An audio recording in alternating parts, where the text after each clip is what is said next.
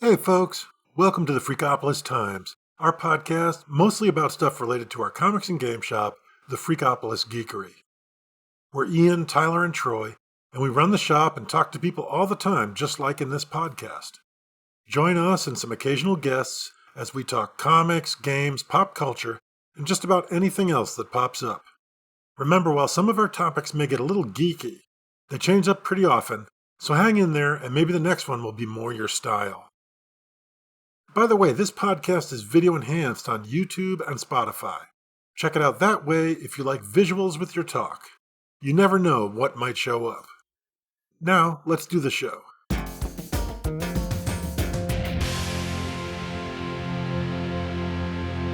Aragorn versus Bobby B? That's a better matchup for sure. Yes. Aragorn would probably end up winning. What about Aragorn versus the Mountain? Oh, he'd probably still win. True. I think so, because realistically, He's the king of magic. that universe has magic. Yeah. Right. And people, like... Does Aragorn have Narsil? Because then it's no contest. Right. Yeah. It's like a Valerian steel sword. Yeah, but So- no, I mean, No, Valerian it's more. Steel's really powerful. It's like like it's like Dawn. modern steel, pretty much. Right. You know, maybe even more so. But Narsil is straight up like a +5 longsword. You know, it's I It's- guess you'd have to take Aragorn. in It's his a prime. legendary, unique... yeah. It's really freaking powerful. So I would say, Aragorn takes the win with that. Without it, it's more of a fight Right. against Bobby being in his prime, Mhm. against the Mountain. Yeah, but like, I mean, you But Aragorn has... He's like 80 years old, you know? Mhm. He has so much fighting That's experience on those guys, imagine, in that world, then imagine Jon Snow versus Legolas. you know? Right, Jon Jon Snow Snow would get gets wrecked. Yeah.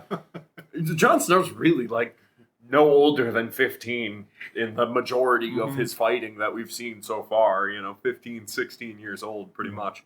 Which, sure, he's... Was probably the beginning of fighting age. for a knight, he's described as, being as big as a man, which generally he is. There's people that are shorter than him for sure, but that's pretty young, There's a long ways to go before you're as competent and a peak sword fighter as you might ever become. Whereas Aragorn is always getting better, and he's got a Legolas?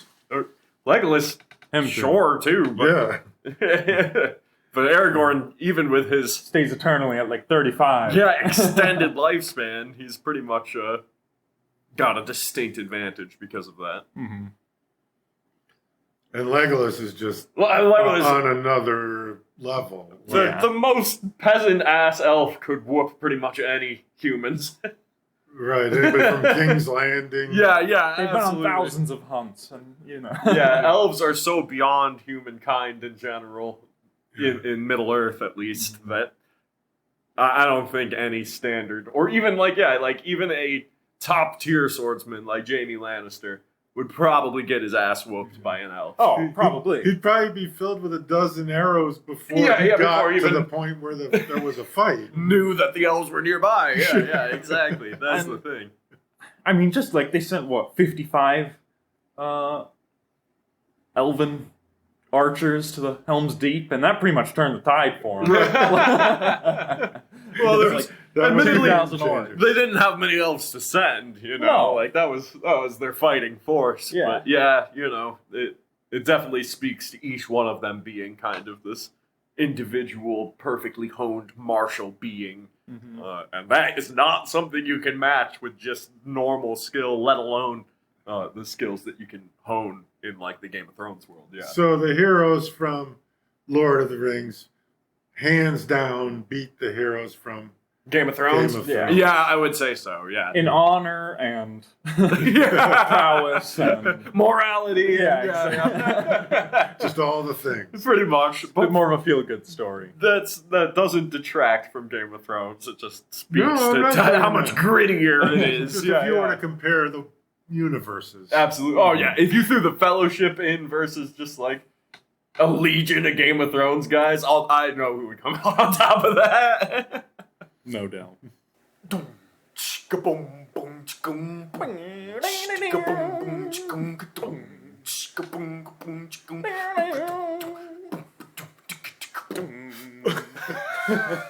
The big news in the gaming world over the weekend, the GTA 6 leak. Yeah. Which made Take-Two's stock plummet by some small percentage. I don't think that's gonna matter. I know. Yeah. 3.8% they were down or something. Really, that is pretty significant. But I suppose it's really because it speaks to a security breach. Yeah, someone was incompetent. Right. Someone is getting fired, Yeah, so there was a security breach for Grand Theft Auto 6. Yeah. Lots of details, lots of images, even some Tens video, and tens of thousands of lines of code.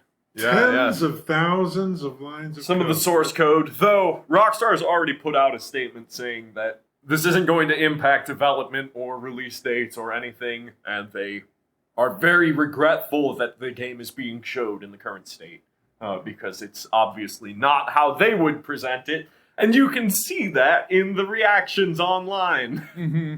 Some people are truly upset about these leaks. It doesn't look finished. It looks like Watch Dogs 2 with all that code and stuff floating around. It's like, oh, that's like stuff that the devs are working with. It's not a finished game. Like, Yeah, this is a test build from 6 months ago. yeah, are you kidding me? That's the reactions have truly spoken to the intelligence of the gaming community there, because it is unwarranted to really start judging this product at all. It isn't even an officially announced product. Right, so what is the deal here? I mean, everybody knows that they were working on Grand Theft Auto 6. Yeah, it might be. There was a hacked leak of some kind. Where did they dump all this? Do you know where it originally went to? I mean, it was everywhere in minutes. There's people on the lookout for GTA 6 leaks like Reddit every hour of every elsewhere, day. I'm guessing is where YouTube. it really started becoming. A lot of it was posted on YouTube. Yeah, I think they Posted just to started YouTube. putting it up on YouTube, and then that was very quickly shared around the web. Yeah. Right. But, GTA 6 might be the most anticipated video game release of all time. We've Sure. talked about it before on the podcast. Mm-hmm.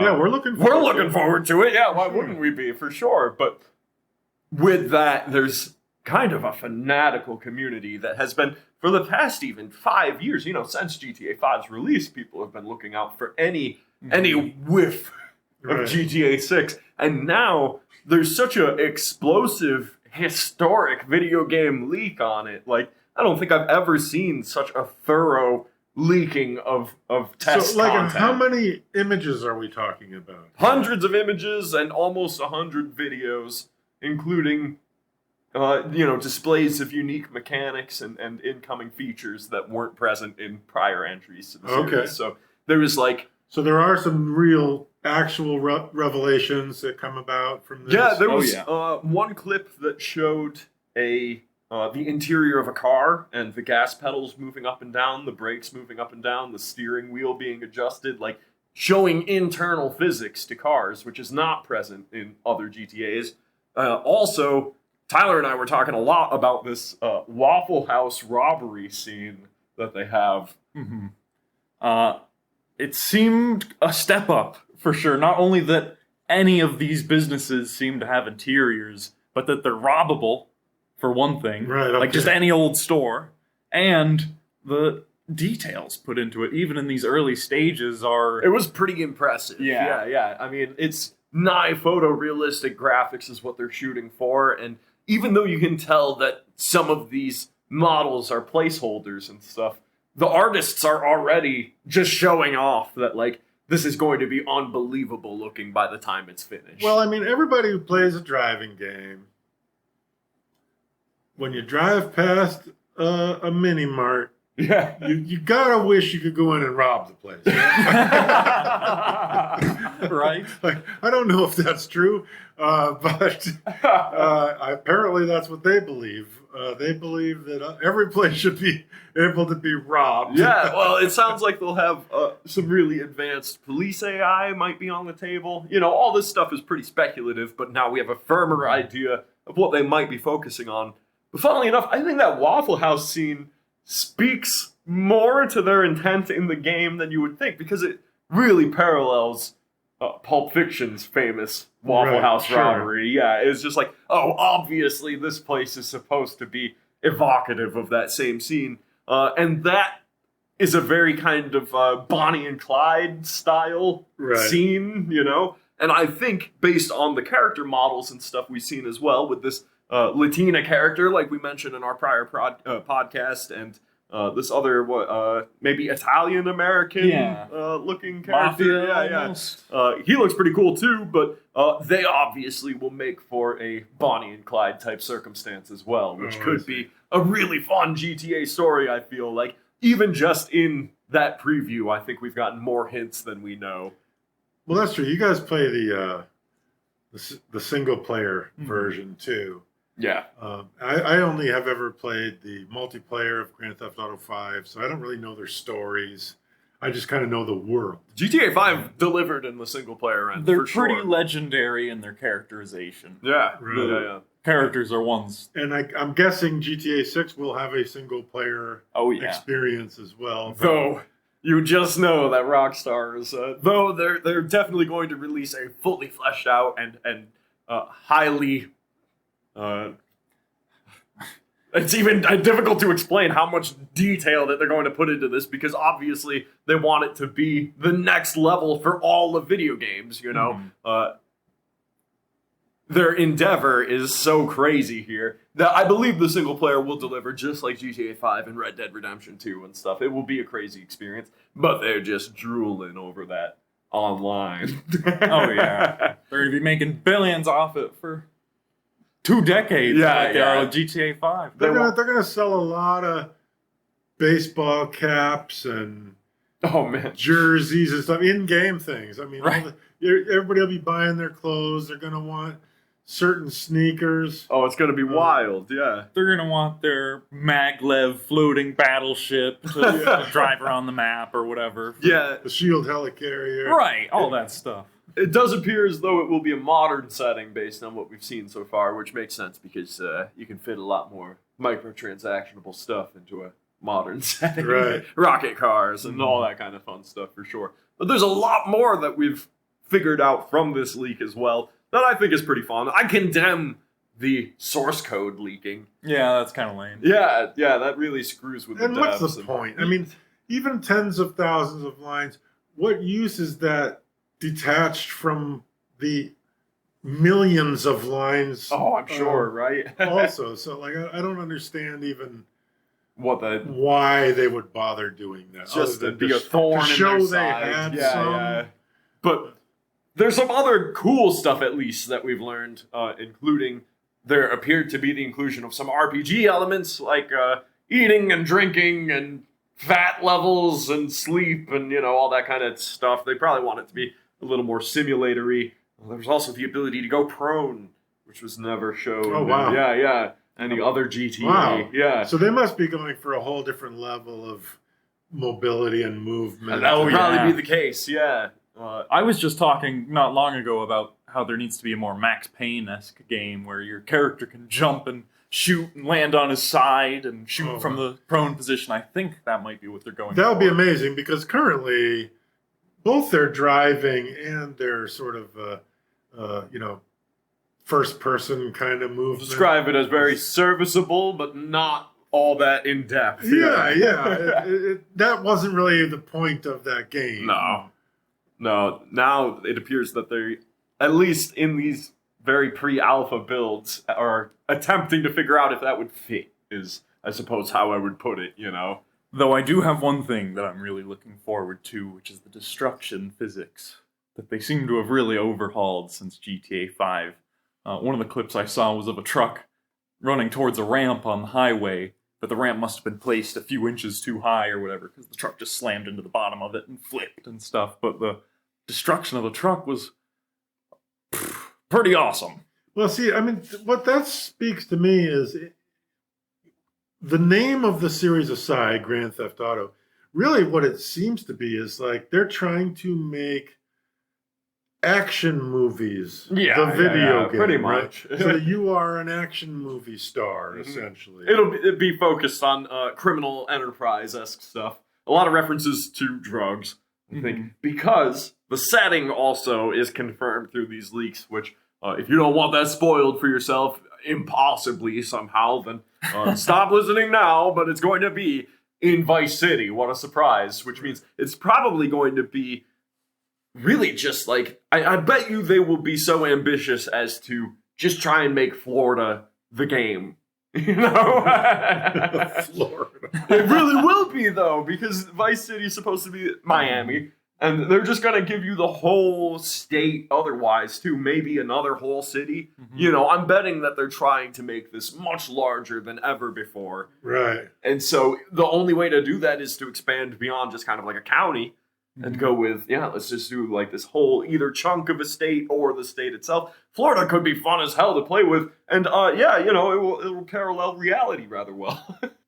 I think that, the islands, being able to do planes and jet skis and all sorts of stuff down there.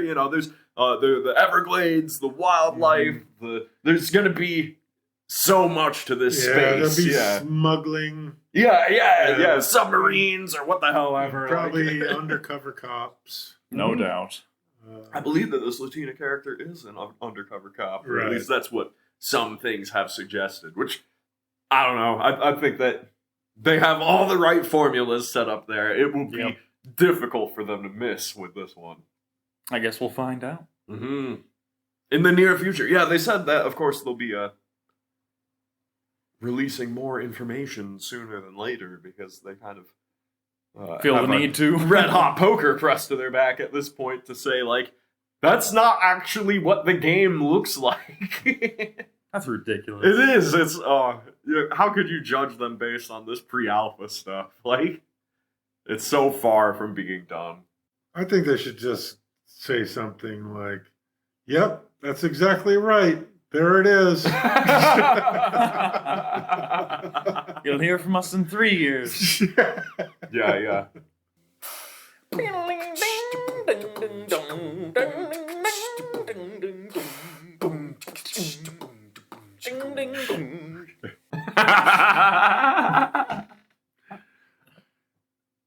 Tell me about Cyberpunk. Cyberpunk. Everyone's punking it out right now. And the reason being, Edgerunners released on Netflix. Did we mention this in the last episode? Yeah, we talked about it coming and that we were excited to see what it was all about. Well, there was a trailer. I slurped it all up like a bowl of cold ramen because it was pretty freaking good. Not cold ramen, but Edgerunners. Yeah. It honestly was exactly as badass and flashy and cool as anticipated. But I'd say my major complaint is that it was too short. Yeah, it wasn't enough of it. No, it's only 10 episodes at about 25 minutes apiece. It flashes on by as quick as a guy using Sebestistan in front of me. Because it really, really is an incredible heart-pacing and pounding adventure and journey that they put you through. But the pace is so breakneck that it's almost, it leaves you wanting 3 more seasons if they could manage, you know? Well, I think breakneck pace is kind of a hallmark of that genre. Yeah. Right? Everything moves at crazy pace in the cyberpunk world. It's true, and those brightest flames burn out quickest, and that's kind of their main theme, for sure. But yeah, really incredible character design, really, really amazing voice acting, wildly visceral action, freaking impossibly good recreation of the setting between the anime and the game itself, 2077. Yeah, they seem to have stayed pretty true to their original content with the game and the setting as a whole. And it really seems to have taken the internet by storm, because I feel like no matter where I look, I'm seeing stuff on Edgerunners or about people going, wow, maybe we were wrong. Cyberpunk 2077's actually pretty good. Yeah. Unsurprisingly, I always thought it was a good game, though. You know, I understand. I did play it on PS4, or at least I played it on the PlayStation 5, but running the PS4 version, which was pretty buggy and crashed about every hour. And yeah, I still did a full playthrough. By the end, I said, yeah, it was definitely imperfect, but I think this is a great game, And now that it has smoothed itself out and added a lot of good extra content and stuff, and they've had this tie-in that is being really well received, you see that reactions to the game are much improved. And in fact, it is the number one played single-player game on Steam right now, hovering around like 60 to 70,000 players at any given time. Wow. Yeah. Yeah, which is recovering pretty well from where they were at. Oh man, they were absolutely trashed for their initial release. What was anticipated to be the GTA 6 of video games ended up being kind of like a 7 out of 10 to most savvy reviewers, Mm-hmm. I don't think that was I entirely think you gave it a unwarranted. 5 last week or something. When we talked about it last week, I think it might have even rated lower. See, it's your opinion of the cartoon has improved your opinion of the video game. Well, in general, reviewers were reviewing it incredibly well, and that was kind of what made people made it such a controversy, was that the end user experience didn't match these endless 10 out of 10 reviews. And then post that, people kind of re-reviewed it down to closer to 5 through 7 or so. Right. But now the aggregate review on Metacritic, I think, is like 89% from users. Out of 100. It's recovered So, quite a bit, but I think you've talked about it in the past, but it had a lot of unique and custom-made music and art. Man. It is absolutely... The music in Edge Runners is also much of the music used in the radio of Cyberpunk. And I'm glad that they put these tracks back into the foreground of people's minds, because on the forefront, because it's crazy that they didn't win like a single reward for their soundtrack or anything. These are really freaking awesome tracks. And so the same tracks were shared to the anime? Yeah. That's awesome. Yeah. That really makes it pretty cohesive. And I know the video game had a pretty long kind of Easter egg of animation from that same studio in the same series. Right? Yeah, their most recent update placed in not only a discoverable Easter egg where you get this kind of preview, the very first initial clips of Edge Runners, but also like a little quest line where you delve kind of into the history of what happened, and it's really pretty excellent that they managed to do a tie-in. Yeah, they seem directly connected. They're not just related to each other, but they're planned by the same people. Absolutely. It was an advertising ploy. Yeah. But very effective, apparently. And now there's a newfound appreciation for the game. I think it'll have some staying power. It has an expansion coming out next year, but much to fans' chagrin, it appears as though that will be the only expansion for the game, kind of the end of content release for Cyberpunk, as far as 2077 is concerned. But you always see people saying, well, what a waste of an IP and stuff. They're just going to move on to doing the next Witcher, of course, because that's a guaranteed mega hit, which it is. But they're not done with Cyberpunk just because they're releasing one expansion for 2077. They're just moving to Unreal 5, and I guarantee there's already people working on 2078, Oh, yeah. I think so. So, I mean, in general, the anime itself, Edge Runners, you really enjoyed it. Yeah. And it's worth watching whether you play the video game or not. I would say if you're a fan of anime or Cyberpunk, then yes. If not, then it might be a little bit more out there for you, but there's a lot of merit to it. So if you're looking to try something new on the animated and mature side of things, then I would highly advise this one. And there's a lot of things on the animated and mature side of things that I would not advise to people. And that's found, Edge Runners is found on Netflix. Netflix, yeah, 10 episodes. It's a pretty quick watch all in all. And yeah, highly, highly recommended for sure. Beautiful aesthetic.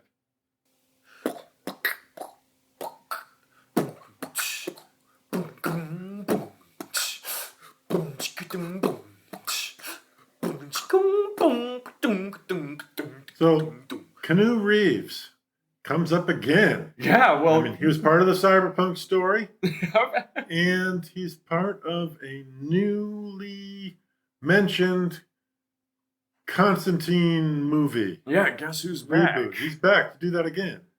That's interesting. I did not see that coming, but I know some Constantine fans out there who are going to be pumped. It was a super great standalone movie. What I loved about it was it didn't need any more in order to work. Mm-hmm. It didn't need, it didn't need an MCU style universe wrapped around it. No, It didn't need a bunch. Yeah. Yeah. It just stood alone, and it was a really good Constantine movie. I enjoyed the heck out of that movie. And so a new one, it's not a remake or something like that. I guess it's something that happened to Constantine later on. Is what they're making now. That's pretty Really? cool. I like that. Yeah. Continuing the story. Yeah. Sure. Okay, but the interesting story here is because they've announced that. Now, here's the craziness with Warner Brothers and Discovery. Yeah. We've been talking about that here on the podcast, but is that means J.J. Abrams' Constantine show, which was going to be a streamable series, Right. is now sort of sidetracked. They're setting it off to the side to make room for this new movie and its promotion, because otherwise they're going to get confused. Yeah, no doubt. Isn't Abrams busy with like a bunch of stuff anyway? Well, Avatar part 17 through 19? Right, that. And Or is that Cameron? how does Keanu Yeah, Reeves that's- have enough time for all this? Yeah, how does Reeves have enough time with all this? For to sure. do what? Well, He's in so many movies. he is. Yeah. He does a crap ton of movies. Well, I mean, he's making hay while the sun's shining. Not to mention, no. Of course, his sun's always pretty much shined on that guy, so he made a lot of hay. True enough. He's returned to recording studio for new lines for the Cyberpunk expansion. So he's even busy with more Johnny Silverhand, more Neo, more he's more John Wick. He's doing all these characters, all of which are huge hits. Deservedly so. But I don't know how he juggles it.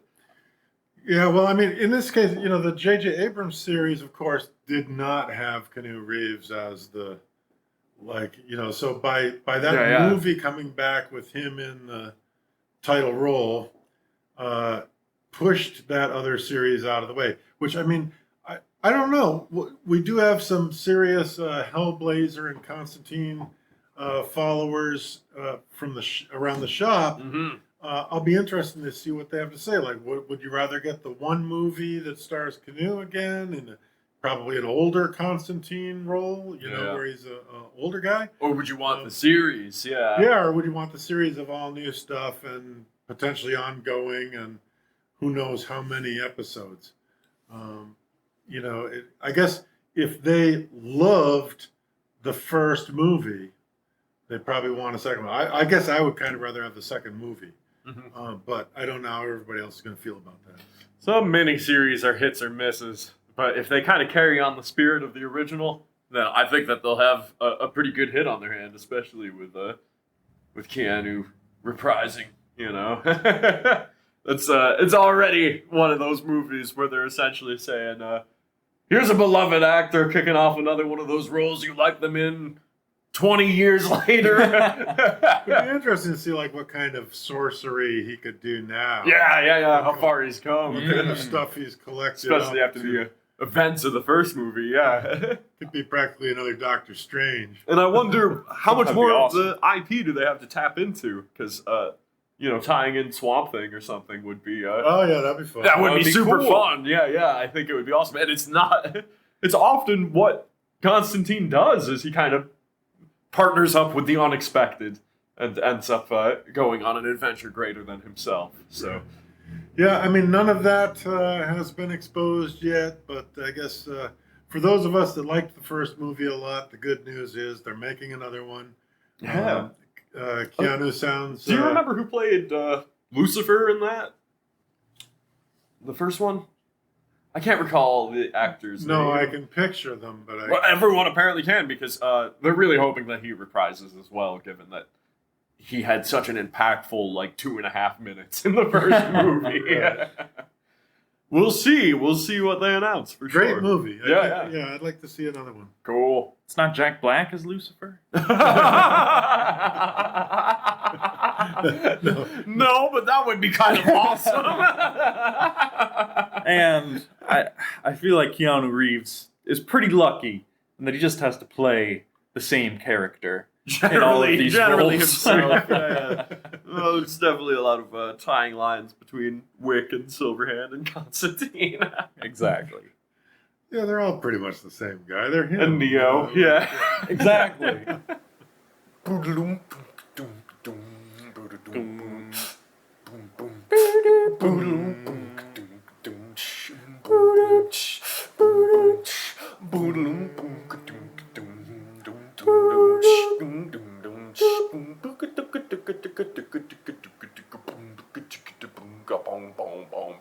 What are we talking about? Arr! Do you know what day today is? Speak like a pirate day. That's right, matey. We're recording this on September 19th, which happens to be Talk Like a Pirate Day. Is there a historical event that marks the significance of this day? I don't know that there is a historical event that marks the significance. The retiring party of Blackbeard or something? I don't think he retired. He meant a pirate's retirement party. So in looking at it, in doing a little bit of research on Talk Like a Pirate Day, I found some words that are considered to be associated with pirates that you guys can let me know why you might think they're associated with pirates or where they come from and if they belong there, and use them in a sentence. I like to think I'm quite the expert when it comes to pirate slang. Okay, excellent. How about ahoy? Ahoy, matey! Ahoy! I think that's, a standard greeting. Yep. Are these going to get harder as it goes on? Or? Some of them are. Okay. Yeah, that's... Then again, they're going to get alphabetical as it goes on. Oh boy. So we start with ahoy. Mm-hmm. So according to this, it's from the Dutch hoy, and was originally for getting someone's attention, particularly at sea. So pirates likely did use it. Well, I use it to you, Tyler. Quite often. Yeah, a daily basis. Pretty much every morning I go, Every day's "Oi, like brother!" a pirate day. Okay, so then, come on, guys. What historical figure wanted to increase the use of ahoy? What is it? Benedict Arnold. That's pretty good.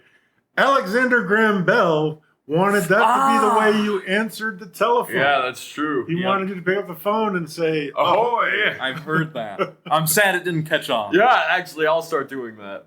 Okay. That should be the way we... Carry on his that's legacy. how we should answer the Freakopolis phone. He was a pirate at heart. You'll get it today, in the least. Arr! I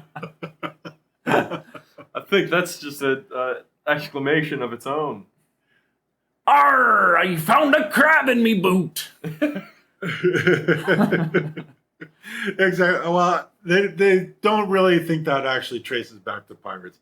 They think that traces back to actors portraying pirates. And that it came from early pirate movies. Not authentic pirate slang. Yeah, they don't think it did anyways. Unfortunate. Yep, that's too bad. Avast. Oh, yeah. Avast, ye hardy. Right. Scallywag. What do you think? Pirate? Not pirate. Pirate. Pirate. Yeah, they feel like that was probably used by pirates. It's a nautical use of the phrase, dates back to at least the 1680s. Okay. Dang. And it means hold fast. Really? Yeah. Okay. In Dutch. Dutch were the root of a lot of pirate Makes I sense. never figured the Dutch were such brutal pirates, but How about Here we are. buccaneer? The word buccaneer. of course, You think that's associated with pirates? How come? You got a reason why? the Buccaneers. Right. It's like another word for pirate. Yeah, I think it says Spaniards used to call them bucaneros, which was later distorted to buccaneers by English speakers, but it has to do with sort of the territory in the French Boucan, where these guys came from. How about Davy Jones' locker?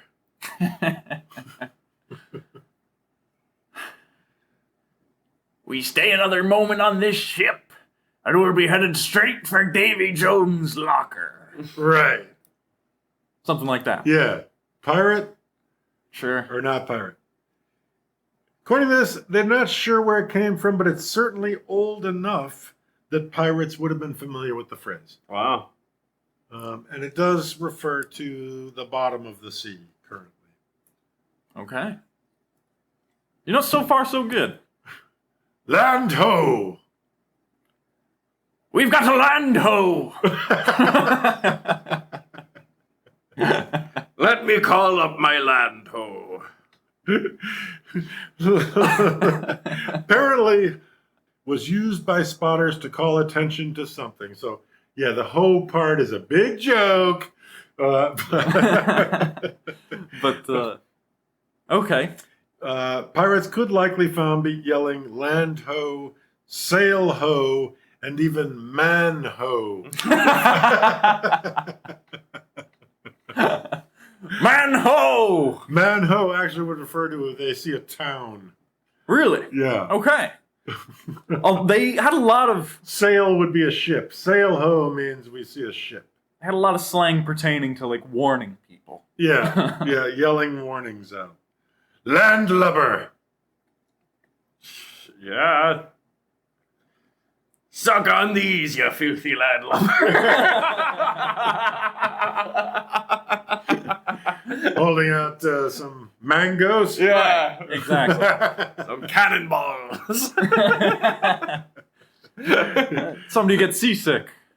Yeah. Again, they're not sure where it came from, but it's not hard to believe that pirates used it as well. How about Shiver Me Timbers? It must be. Shiver me timbers! The storm's a coming. What do you think, Ian? When me ex-girlfriend walks by, I feel a shiver in me timbers. They say it's probably a phrase to avoid if you want to talk like a real pirate. What? Yeah. That it was Really? probably made up in the earliest reference to it is in Jacob Faithful, a novel published in 1834. So I guess that's too late. very late age of the pirates. Yeah. You know, once you're almost up to 1850. Sounds believable. How about walk the plank? No doubt. You know we're getting close to the end of the alphabet here. So It's true. walk the plank. You keep talking to me like that, I'll make you walk the plank. Right. They say it was actually a very rare punishment to use. Walking the plank wasn't commonly used, but it was used, apparently. And it does show up in a classical dictionary of the vulgar tongue as early as 1788. I wish I had more volumes of that. Yeah, that'd be useful, right? Yes. Before we get to the end here, I've got one for you. Okay. I was surprised it wasn't on this list. Okay. It's sort of been brought to light in recent piratey media. Yeah. Keel haul. Keel haul. Yeah. What do you think that means? I think that had to do with like maybe letting somebody off on a rope at the front of the ship and letting them drag under the ship, Yeah. which is got to be a horrible, horrible experience. Pirate torture. Yeah, that's pirate torture. Yep. Oh, people have been getting keel hauled All the time. all the time. It's a new thing. No, but in some recent media. Gotcha. Skank don't walk the plank, then I'll kill all y'all. And Kill finally, yo ho ho. And a bottle of rum. Yo ho ho. And a bottle of rum. Is that proper? Is it proper? It was popularized by the book Treasure Island. Yeah. It's related to actual sailing, though, and might be a shortening of yo heave ho, which was something sailors would say in rhythm while rowing the boat. Gotcha. Well, my pirate slang knowledge has increased. And now you can enjoy next year's Talk Like a Pirate Day even better. Stay away from those R's. Stay with the R's and don't say Shiver Me Timbers. But it sounds so good, right? Shiver Me Timbers. Exactly. Avast! I guess that one's good for Halloween. Yeah. Yep. When you're being a fake pirate, you could use all the standard slang. Okay, But on Talk Like a Pirate Day, keep it original. thank you. Well, what about parlay? That's legit. That's just French. Right. Parlay. French pirates, no doubt, said that. When you use a pirate word in a sentence, it is the sentence. Yeah. They generally. They keep it short. It's short and simple. Communication was tough out on the open seas. Yeah. generally handles itself. And that about does it for this one. If you liked hanging with us, please subscribe through your favorite podcast directory. Join our Discord and check out our shop, the Freakopolis Geekery. See you next time.